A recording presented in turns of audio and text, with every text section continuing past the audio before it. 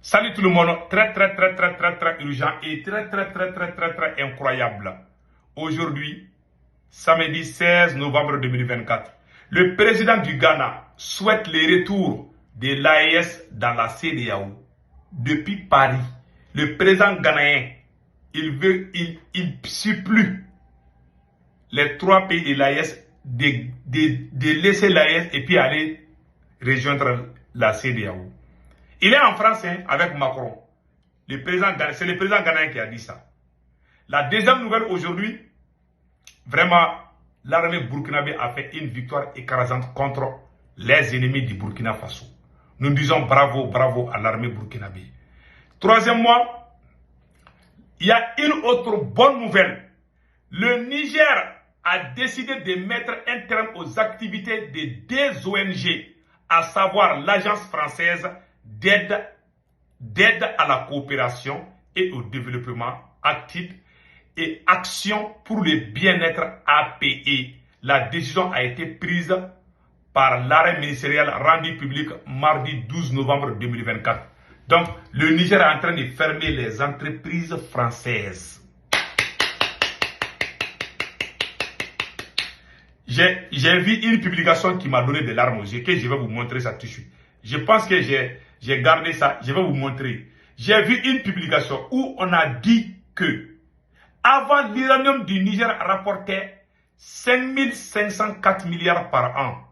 Le Niger gagnait 86 milliards et la France 5418 milliards. Où est la différence? Voilà pourquoi le Niger va être très riche maintenant. Donc, allons-y avec comment on appelle l'intervention du président Nana Akufo du Niger et du Ghana. Je vais vous montrer son intervention. Vous avez joué un rôle important dans la sous-région pendant vos 2 mandats. Vous avez 2 mandats successifs à la tête de la CEDEAO, chose rare.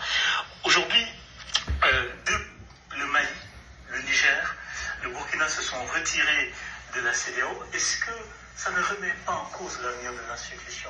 Le Ghana, je rappelle, c'est un des pays importants de la CEDEAO. Bien sûr, ça remet en cause l'institution, c'est très inquiétant. Et il faut qu'on trouve une solution. Ça, c'est les pays fondateurs de la CEDEAO, Mali, Niger, Burkina Faso.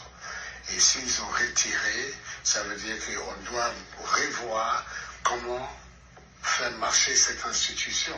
Mais c'est important qu'on réussisse à trouver une solution. Parce que l'avenir de nos pays en Afrique, son intégration, ce ne sera pas un avenir vraiment positif. Il faut l'intégration de nos économies, il faut l'intégration on voit partout dans le monde cette agrégation, cette agglomération des pays d'Afrique ne peut pas être l'exception. Vous pensez que le Mali et tous ces pays-là de l'AES, comme on dit, peuvent revenir au sein de la CEDEAO? À un moment donné, je pense que ce sera possible. On verra bien. L'histoire nous montre beaucoup de choses. Voilà. Il veut que le Mali, le Burkina... C'est un plan, c'est un complot contre l'AES. C'est un complot. Donc, nous conseillons nos présidents de ne pas faire de voyages dans ces derniers temps. La France, si l'AES reste, ça sera une menace. Ça sera la fin de la France-Afrique. Parce que tôt ou tard, les pays de la CEDEAO vont rejoindre l'AES. Donc, il y a un système, un complot de déstabilisation contre les pays de l'AES. Vous avez vu, le Niger a démasqué les agents secrets français cachés. La France est en train de taper toutes les forces c'est-à-dire que pour anéantir l'AES complètement. Mais Inch'Allah, la France va échouer. Vous avez vu, ils ont plusieurs stratégies. Par exemple, lui, c'est un agent secret français qui est allé au Niger avec un passeport roumain. On l'a attrapé. Donc, vous voyez, ils sont en train de jouer le feu comment on appelle là, le feu et l'eau. Tantôt, ils soufflent. Après, ils viennent, c'est-à-dire que d'après, comment on appelle la chanson là, ils allument le feu et après, ils viennent jouer aux pompiers. C'est eux qui ont allumé le feu. Donc, ils jouent la diplomatie en bas. En même temps, ils sont en train d'armer des terroristes contre nous. C'est la France. Si le président ghanéen nous dit de rejoindre la CEDEAO, lui, il a oublié les jours où les terroristes ont quitté la Libye pour venir au Mali. Le président Amadou Toumani Touré, le général Amadou Toumani Touré, ATT, est allé à Abidjan parler avec le président ivoirien. La Côte d'Ivoire et le Sénégal ont parlé avec les autres pays de la CEDEAO. Ils se sont mis d'accord d'envoyer, je pense que c'est 5000 hommes, si je ne me trompe pas. En ce moment, il n'y avait même pas plus de 200 terroristes. ATT était content. Quand Sarkozy a entendu, il a envoyé son ministre de la Défense, Alain Juppé, et son ministre des Affaires étrangères, Laurent Fabius. Il les a envoyés les deux. Ils sont venus voir le président ivoirien et le président sénégalais. La France a dit à la CEDEAO de ne pas aider le Mali.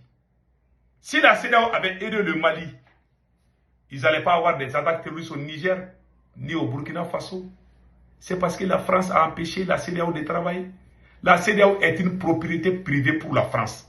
La deuxième preuve est que ce sont les Français eux-mêmes qui viennent de confesser. Au moment où la France criait l'intervention militaire de la CEDEAO, déjà la France avait déployé ses navires de guerre au Bénin et en Côte d'Ivoire. Au même moment, avec 2000 forces spéciales françaises étaient installées en Côte d'Ivoire en quelques heures seulement. La France voulait agresser le Niger comme elle l'a fait en Libye. C'est Dieu qui a sauvé le Niger. Sinon, ils allaient détruire carrément le pays. Ce beau pays. On remercie le Tout-Puissant Allah pour ça. Vous voulez que nous on rentre dans la CEDEAO? Jamais. L'AES ne va jamais rentrer dans la CEDEAO. On va être des amis. C'est tout. On va rester de bonnes relations. Ah, vous les gens de la CEDEAO, ah, vous les gens de l'AES. Parce que la France sait que beaucoup de pays de la CEDEAO vont rentrer dans l'AES. Bientôt. Donc, il faut les casser les pieds. La France est en train de tout faire pour déstabiliser. Vous avez vu, on a attrapé les agents secrets français. On les a démasqués au Niger. Au Burkina, trop de tentatives de coup d'État par la France. Ils ne touchent pas au Mali parce qu'il y a trop d'espions français au Mali. C'est pour ça que la France, est-ce que vous attendez tentatives de déstabilisation contre le président malien? Non. Ça vaut longtemps qu'on n'entend pas. Parce que lui, il travaille avec la France indirectement. Donc les pays qui sont sur la voie de la révolution, ce sont le Niger et le Burkina, c'est la vérité. C'est pour ça qu'il y a trop de tentatives là-bas. Et c'est vrai, les espions de la France qui sont au Mali, à Bamako, c'est eux, comme les Kaoudjim, qui essaient de saboter. Parce qu'eux, ils voulaient que les choses se passent contre le capitaine. Comme ils ont échoué, ils sont fâchés, ils vont dire que c'est faux. Tous ceux qui disent que c'est faux là, ce sont eux-mêmes les vrais criminels. Voilà un peu. Donc, restons très vigilants. Restons très vigilants. Ce combat-là n'est pas facile. Hein? C'est un combat de longue durée. La France ne va jamais nous lâcher. Donc, vraiment, nous disons bravo aux autorités du Niger. Voilà. Aux autorités du Burkina Faso aussi. Et aux autorités du Mali. Donc, allons-y avec le deuxième volet.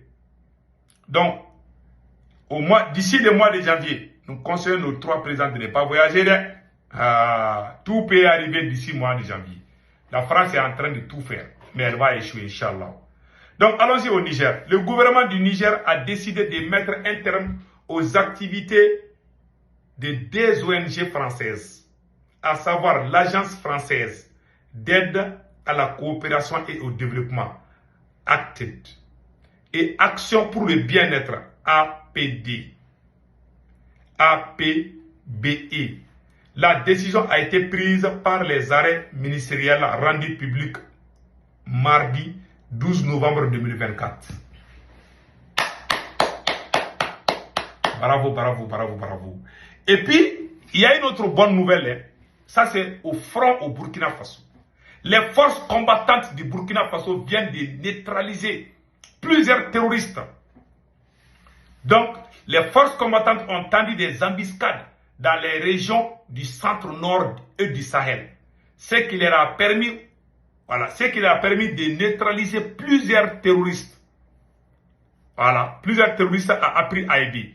Depuis Ben Lirette, les forces combattantes sont passées de la défensive à l'offensive dans le but de surprendre l'ennemi et de remporter des victoires progressives en vue de la reconquête de l'intégrité territoriale.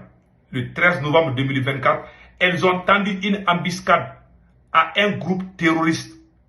Je répète encore, le 13 novembre 2024, l'armée burkinabé a tendu une embuscade à un groupe terroriste dans la zone de Djibo. Cette opération qui a été un franc succès a permis de neutraliser des criminels et de récupérer du matériel de guerre. La même tactique a été utilisée du 6 au 8 novembre 2024 lorsqu'un commando des forces spéciales a tendu plusieurs embuscades à des groupes terroristes dans la zone située au nord de Taparko. Voilà. Donc, nous ne pouvons que dire bravo au VDP et FDS de Burkina Faso pour cette vie vraiment écrasante contre les terroristes. Que Dieu bénisse le Burkina Faso, que Dieu bénisse le Niger, que Dieu bénisse le Mali.